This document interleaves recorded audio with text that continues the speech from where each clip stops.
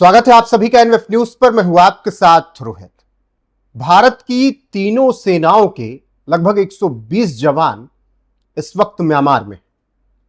अब यह बड़ा सवाल है कि सरहद, दूसरे की सरहद में भारत के जवान क्या कर रहे हैं।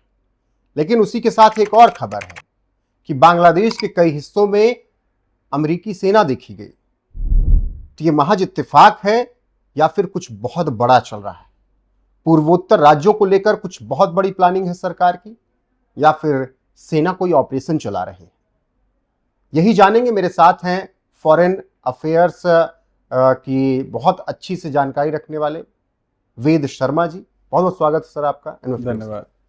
म्यांमार में 120 सैनिक भारत के क्या कर रहे हैं, तीनों सेनाओं के? देखिए, भारत म्यांमार का एक आर्मी कल्चरल इवेंट है जो है वहाँ 4-5 दिनों का है। तो उसके लिए जो एक रेगुलर आप इसको मैं मानता हूँ कि इसका बहुत बड़ा कोई हाइप नहीं होना चाहिए, बट हाँ, जिस प्रकार से बांग्लादेश में अमेरिका सेना का एक हरक्यूलिस विमान देखा गया और वहाँ पे कुछ 100 के करीब उनके सैनिक आकर रेडिसन ब्लू होटल में ठहरे। अब खबरों में बड़ी सारी चीज़ें चल रही हैं कि उनका नाम रजिस्टर में नहीं नोट किया गया, दिस दैट फलाना ठिकना। ठीक है, देखिए, हमें हमें किसी भी चीज़ के ऊपर शंका उपशंकाओं से पहले मुझे लगता है कि हर देश को अपनी तैयारियों के साथ रहना बहुत हमारा काम है ना संशय रखना।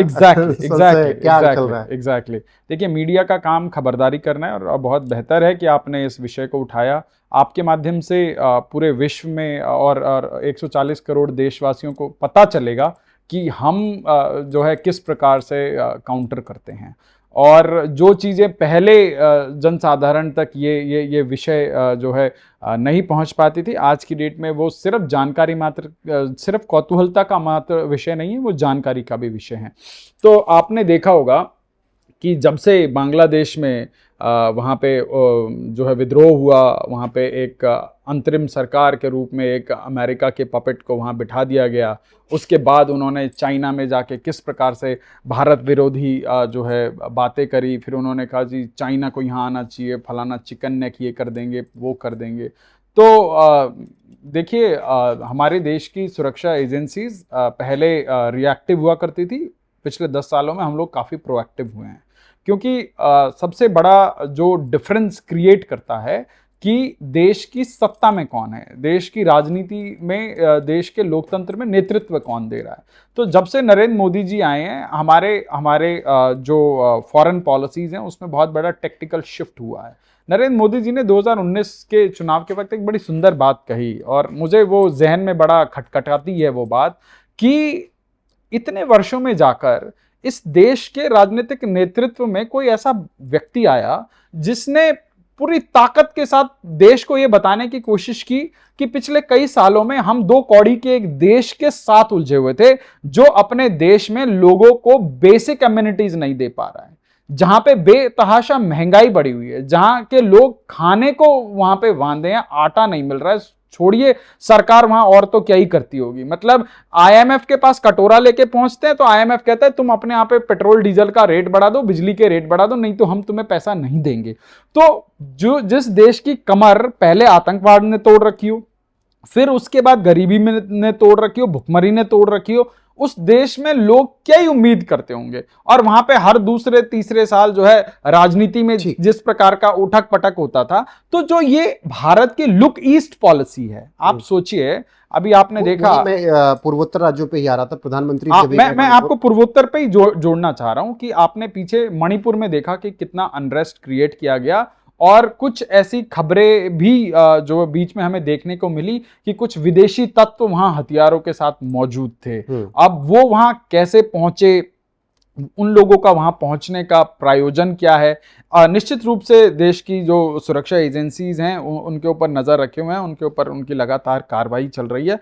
तो अब हमें जरूरत है कि सिर्फ हम अपनी सीमाओं तक ही नहीं, अपनी सीमाओं से आगे जाकर भी हम जो है अपनी देश की जो है सुरक्षा को चाक चौबंद करें। और जो जो हमारे देशों के साथ जो जो पड़ोसी देशों के साथ जो हमारे संबंध हैं, अब क्या होता है कि जब आपके पड़ोस में राजनीतिक अस्थिरता जन्म लेती है तो वो एक एक खतरा आपके लिए भी पैदा करती है। आप सोचिए, आप किसी भी देश का उदाहरण उठाइए, चाहे आप श्रीलंका का उदाहरण उठा लीजिए, चाहे आप बांग्लादेश का उठा लीजिए, चाहे आप जो है अभी रिसेंट कॉन्टेक्स्ट में नेपाल का उठा लीजिए।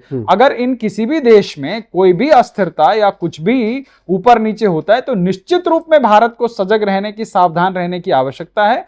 और हां, चूंकि आज अमेरिका की सेना देखी गई है, उसके ऊपर तमाम कयास लगाए जा रहे हैं, हो सकता है वहां पे कोई बांग्लादेश की सेना के साथ कोई उनका सैन्य अभ्यास हो, कुछ हो, जैसे अभी भारत की सेना जो है रूस पहुंची हुई है, रूस के साथ जो है एक हमारा सैन्य अभ्यास चल रहा है। तो उस प्रकार से भारत और म्यांमार का भी एक आर्मी का जो कल्चरल एक्सचेंज का प्रोग्राम है, उसके तहत जो है हमारी सेना। वेद जी, जब सेवन सिस्टर्स का बात हो, जब इंडो पैसिफिक रणनीति की बात हो, और ऐसे समय बांग्लादेश में अमेरिका की सेना का होने का दावा किया जाए, भारत की सेना का म्यांमार में होने का दावा किया जाए, या जो दिख भी रहा है, तब फिर ये सब बहुत सामान्य नहीं लगता है। नहीं, देखिए, सामान्य बेशक ना लगे, अगर इस पे तड़का लगाया जाए तो ये बहुत जो है इंटरेस्टिंग स्टोरी भी बन सकती है। बट हाँ, ये भारत की सेना के विभिन्न हमारे मित्र राष्ट्रों के साथ होने वाले परस्पर अभ्यास हैं, और उसके तहत और मैं कहता हूं, मैं तो चाहता हूं कि ऐसे अभ्यास अगर रेगुलर ना हो तो उनको रेगुलर किया जाए, कि अगर इस क्षेत्र में, एशिया पैसिफिक रीजन में, यदि कोई दुनिया का दादा यहां पे दादागिरी करने की कोशिश करे तो उसको समझ आए कि भारत सजग है और भारत इस एरिया में किसी तीसरे व्यक्ति को इंटरफेयर करने नहीं देगा। क्या भारत अब वो वाली स्ट्रेटजी छोड़ रहा है कि भाई हम संप्रभुता की बात करते हैं और हमेशा से करते रहे हैं, हम कहीं पर अपनी आर्मी नहीं उतारेंगे? श्रीलंका में हमने एक गलती की थी राजीव गांधी के वक्त और उसका अंजाम भुगतना पड़ा हमें। क्या भारत अब उस वाले संप्रभुता वाली बात को हटा रहा? नहीं, अगर मेरे पड़ोस में कुछ उथल पुथल मचेगी तो हम आर्मी को डिप्लॉय करेंगे वहां पर। अब आप देखिए, आपको इस पूरे विषय को एक अलग नजरिए से देखने की आवश्यकता है। आप आज देखिए, अमेरिका का डेस्परेशन देखिए, चाहे वो किसी दो राष्ट्रों के बीच में कुछ हो रहा हो। अभी आपने देखा होगा पिछले 10-15 दिनों में डोनाल्ड ट्रंप ने बड़े सारे बयान दिए कि जी उन दो देशों के बीच में इतने वर्षों से झगड़ा चल रहा था, मैंने उसको बिठाया, मैंने यहां बिठाया, मैंने ये करा, मैं जो ऐसा होता था पहले, अमेरिका की जो इस प्रकार की डोमिनेंस होती थी वो अप्रत्यक्ष होती थी, कि कोई राष्ट्राध्यक्ष आके ऐसे मैं करता हुआ जो सिर्फ सेल्फ सेंट्रिक बातें नहीं करता था। अब क्या हुआ कि वो डोमिनेंस कहीं ना कहीं वीक पड़ती नजर आई, क्योंकि बीच में चीन हावी हुआ और भारत हमेशा तटस्थ रहा है। भारत ने हमेशा ये कोशिश की है कि एशिया पैसिफिक रीजन में जो है कोई डिस्टर्बेंस ना हो, सब तरफ शांति हो, और एक उस प्रकार की एक सधी हुई एक बैलेंस फॉरेन पॉलिसी के तहत हम लोग थे।